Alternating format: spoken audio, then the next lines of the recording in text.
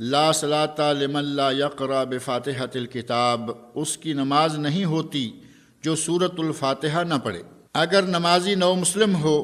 یا سورۃ الفاتحہ کو جلد زبانی یاد نہ کر سکتا ہو تو وہ یاد کرنا شروع کر دے اور سر دست یہ پڑھتا رہے، سبحان اللہ والحمد للہ ولا الہ الا اللہ واللہ اکبر ولا حول ولا قوۃ الا باللہ، یعنی اللہ کی ذات پاک ہے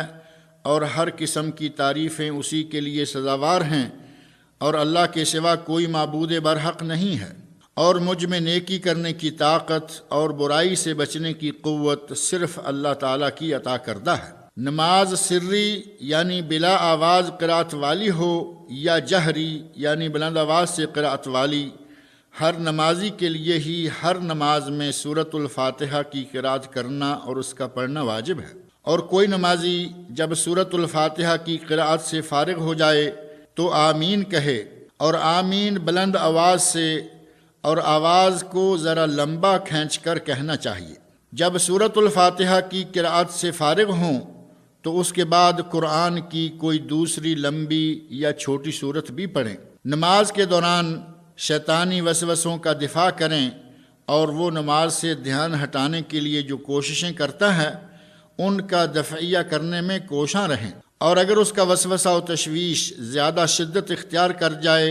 تو اسے دور کرنے کے لیے اللہ سے پناہ طلب کریں، یعنی اعوذ باللہ من الشیطان الرجیم پڑھیں،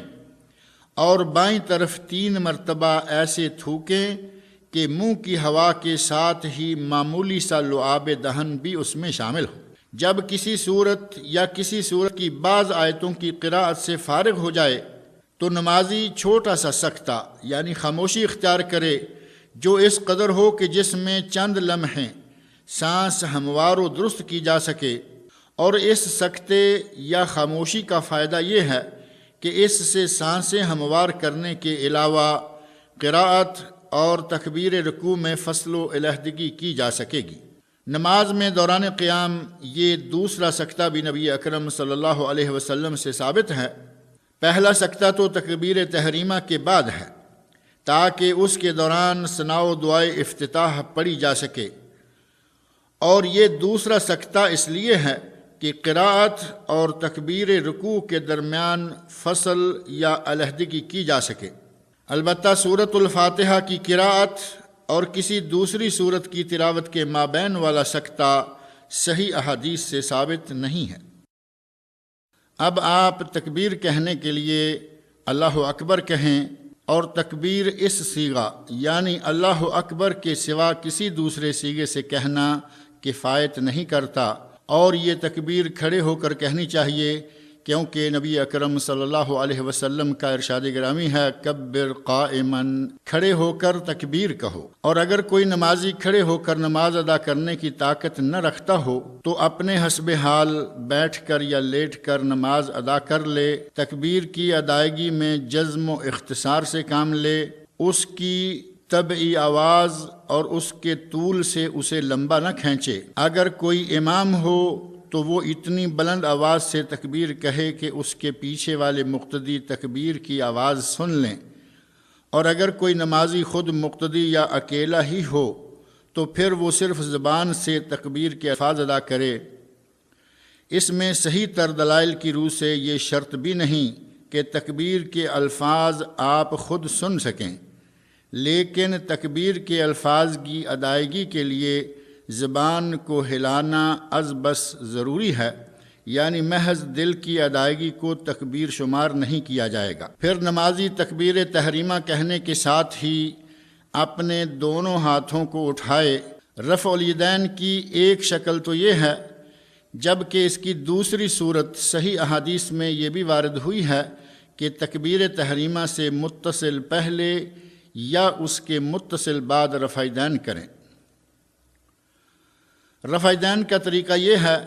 کہ دونوں ہاتھوں کی انگلیاں کھلی ہوں، لیکن انہیں نہ تو دائیں بائیں بکھیر کر رکھے اور نہ ہی باہم بھینچ کر، اور رفع الیدین کرتے وقت اپنی انگلیوں کو اپنے کندھوں کے برابر تک اٹھائے۔ یہ نبی صلی اللہ علیہ وسلم سے ثابت شدہ طریقوں میں سے ایک ہے، جبکہ اس کا دوسرا طریقہ یہ بھی ہے کہ انگلیوں کو کانوں کی اوپر والی شاخوں تک لے جائے، اور نمازی کو اختیار ہے کہ وہ ان دونوں میں سے جو طریقہ چاہے اختیار کر لے۔ اور اس رفع الیدین میں مرد و زن یعنی مرد اور عورتیں سبھی برابر شامل ہیں، اور اگر کوئی شخص کسی مرض و عذر کی وجہ سے کوئی ایک ہاتھ نہ اٹھا سکے تو اسے چاہیے کہ وہ دوسرا ایک ہی ہاتھ ضرور اٹھائے،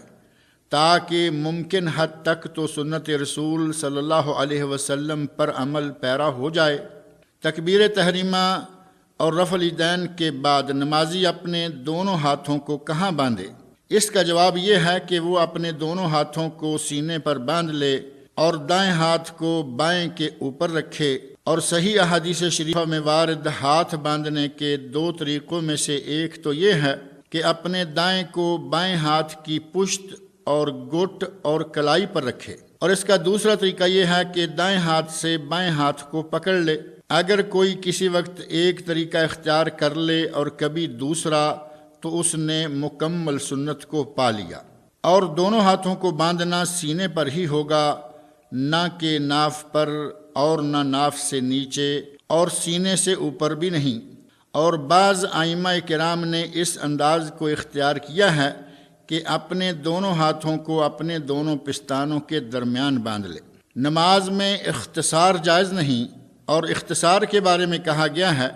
کہ اپنے دونوں ہاتھوں کو اپنی دونوں کوکھوں یا کسی ایک ہاتھ کو اپنی کسی ایک کوکھ پر رکھنے کا نام اختصار ہے۔ اور یہ بھی کہا گیا ہے کہ اختصار سے مراد یہ ہے کہ نماز کو اتنا مختصر اور جلدی کر کے ادا کیا جائے جو نماز میں مطلوبہ اطمینان و سکون کے منافی ہے۔ نمازی دوران نماز اپنے مقام سجدہ پر نظر رکھے اور سر کو جھکائے رہے اور اپنی نگاہوں کو زمین کی طرف رکھے۔ برادران اسلام، سینے پر دونوں ہاتھوں کو باندھ لینا، سر کو جھکائے رکھنا اور نگاہوں کو جائے سجدہ پر جمائے رکھنا عزیز و غالب ذات الہی کے سامنے تذلل و انکساری کی ایک شکل اور اپنے رب کے سامنے باادب کھڑے ہونے کا ایک انداز ہے۔ لہذا اسی انداز کو اپنانے کی کوشش کریں، اور یہ بھی ذہن میں رکھیں کہ اللہ تعالیٰ اس وقت تک اپنے نمازی بندے کے روبرو رہتا ہے جب تک وہ ادھر ادھر نہ جھانکنے لگے۔ قراءت اور سکتے کے بعد جب سانسیں ہموار ہو جائیں تو رکوع جانے کے لیے تکبیر کہتے ہوئے دونوں ہاتھوں کو کندھوں یا کانوں تک اٹھائیں اور رکوع کریں۔ نمازی رکوع یوں کرے کہ اپنے دونوں ہاتھوں کو نہ صرف اپنے دونوں گھٹنوں پر رکھے بلکہ انہیں خوب جما کر گھٹنوں پر رکھے، ان سے گھٹنوں کو پکڑ لے اور دونوں ہاتھوں کی انگلیوں کو کھلا رکھے، اپنی کمر کو بالکل سیدھا کر کے بچھا دے۔ نبی اکرم صلی اللہ علیہ وسلم حالت رکوع میں اپنی کمر مبارک کو یوں سیدھا بچھا کر رکھا کرتے تھے کہ اگر آپ کی کمر اقدس پر پانی بہا دیا جاتا تو وہ کمر پر ہی اٹک کر رہ جائے۔ نبی اکرم صلی اللہ علیہ وسلم رکوع میں یہ کہا کرتے تھے، سبحان ربی العظیم، پاک ہے میرا رب عظمت والا، یا پھر آپ یہ کہتے سبحان ربی العظیم و بحمدہ،